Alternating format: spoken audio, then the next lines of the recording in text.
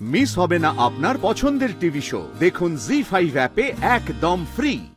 তবে নিজের মানুষগুলোর কাছ থেকে দূরে সরে এলেন কেন শ্যামলী? না না স্যার, আপনি আবার কষ্ট করে। শ্যামলী, যদি বলি এটা আমার রিকোয়েস্ট, আমি কিন্তু খুব ঘন ঘন ফোন করব, এখন থেকে বলে রাখছি। এবার তাহলে আমি আসি।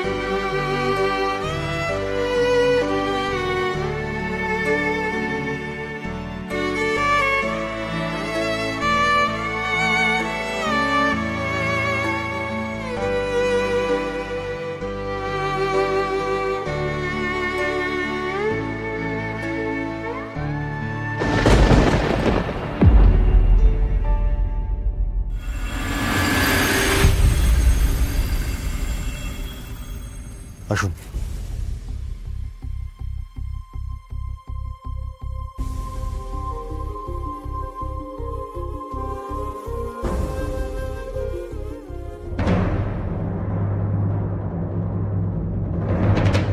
দিন, ব্যাগটা দিন।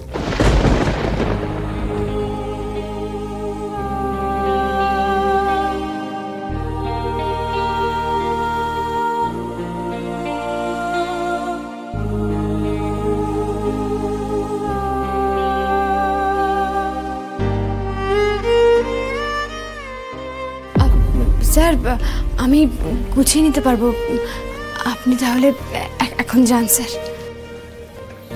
হ্যাঁ, সে তো যাবই, কিন্তু শ্যামলী, এত ভাবতে বড় অদ্ভুত লাগে। একদিন আমি আপনাকে আমাদের জোড়া বাড়িতে নিয়ে এসেছিলাম, আজকে সেই আমি আপনাকে আমাদের বাড়ি থেকে বার করে নিয়ে এলাম। কিছু কিছু বাস্তব মানতে খুব কষ্ট হয়। আপনি কষ্ট পাবেন না স্যার, একদম মন খারাপ করবেন না। কি বলুন তো, মানুষ না অভ্যেসের দাস, দেখবেন আস্তে আস্তে। হ্যাঁ শ্যামলী, জানি জানি জানি আপনি কি বলবেন। আপনি এটাই তো বলবেন যে আমরা আস্তে আস্তে আপনার এই না থাকাটার সঙ্গে অভ্যস্ত হয়ে যাব,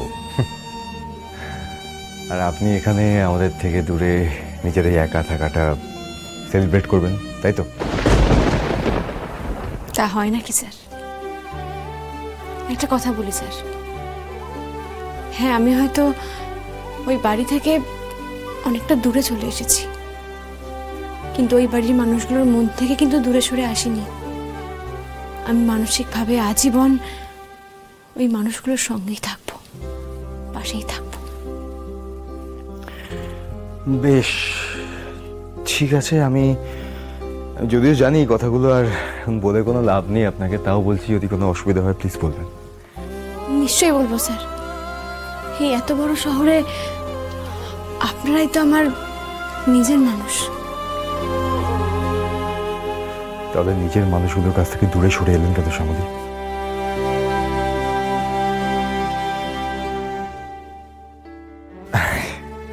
যাই হোক, ঠিক আছে শ্যামলী, ভালো থাকবেন, সাবধানে থাকবেন। হ্যাঁ স্যার, আমি ঠিক থাকবো, আপনি আমাকে নিয়ে একদম চিন্তা করবেন না। এখন থেকে শুধু আপনি অনন্যার ব্যাপারে ভাবুন, ও কিসে ভালো থাকবে, আপনি কি করলে ও আনন্দ পাবে, আপনারা একসঙ্গে দুজনে কিভাবে ভালো থাকবেন, এগুলো ভাবুন।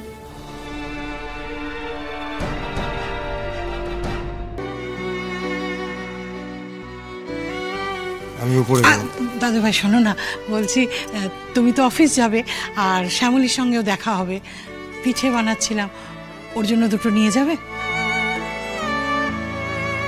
ঠিক আছে, আমাকে দিও, আমি নিয়ে যাবো। কিন্তু আমি নিজেই কিভাবে অফিস যাবো আমি বুঝতে পারছি না। কেন তুমি অফিস যাবে না কেন? আরে গাড়িটা আবার আবার সমস্যা দিয়েছে। এই শ্যামলীকে ছেড়ে ফেরার সময় গাড়িটা আবার গ্যারেজে দিয়ে এলাম।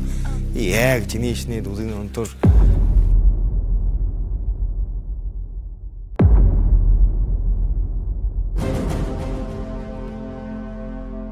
আনন্দ হচ্ছে, ফুর্তি হচ্ছে, সব আনন্দ ঘুচিয়ে দেবো, আমি সব শেষ করে দেবো। এই নে বাবা, পিঠেটা খেয়ে নে। তোকে সবাই এক ঘরে করতে পারে, কিন্তু আমি তো মা, তোকে ছাড়া আমি এগুলো খেতে পারি বল? আর ওই শ্যামলী, ও তো বাড়ির কেউ নয়, বাড়ি থেকে চলেও গেছে, তার জন্য টিফিন বক্সে করে পিঠা পাঠানো হচ্ছে। আর এদিকে আমার ছেলেটার কথা কেউ মনে করছে না। নে তো তুই ধর ধর ধর, খা তো, ভালো করে খা। হ্যাঁ, আমি আসছি।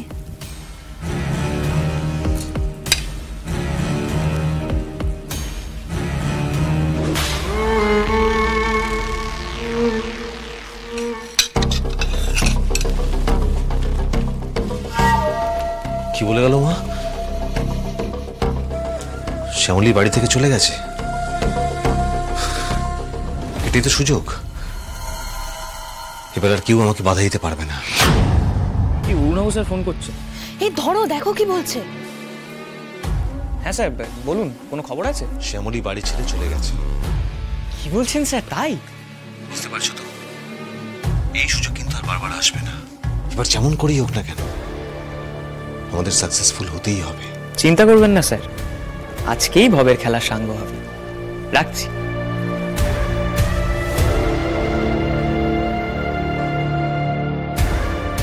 এই কি হয়েছে, কি বললো? দিদি জোড়াবাড়ি ছেড়ে চলে গেছে। কি বলছো? দিদি চোরাবাড়ি ছেড়ে চলে গেছে? না ওরা বের করে দিয়েছে? সেই চিন্তা করতে হবে না, দিদি চলে গেছে তো কি হয়েছে? আমি আমার এক গৌরী সেনকে ঠিক খুঁজে নিয়েছি, যা টাকা লাগবে সে দেবে। আমাদেরকে শুধু আমাদের কাজটা করে ফেলতে হবে। কাজ? কি কাজ? হ্যাঁ, আপনারা কি আর কি করছেন আমার সঙ্গে? আমি যখন 1 ঘন্টাকে ফোন করে জিজ্ঞেস করলাম কতক্ষণে গাড়ি পাঠাচ্ছেন, আপনি বললেন 1 ঘন্টার মধ্যে গাড়ি পাঠাচ্ছি। এখন বলছেন যে হবে না, একটা পার্স গন্ডগোল। না, সেটা আগে বুঝতে পারেননি?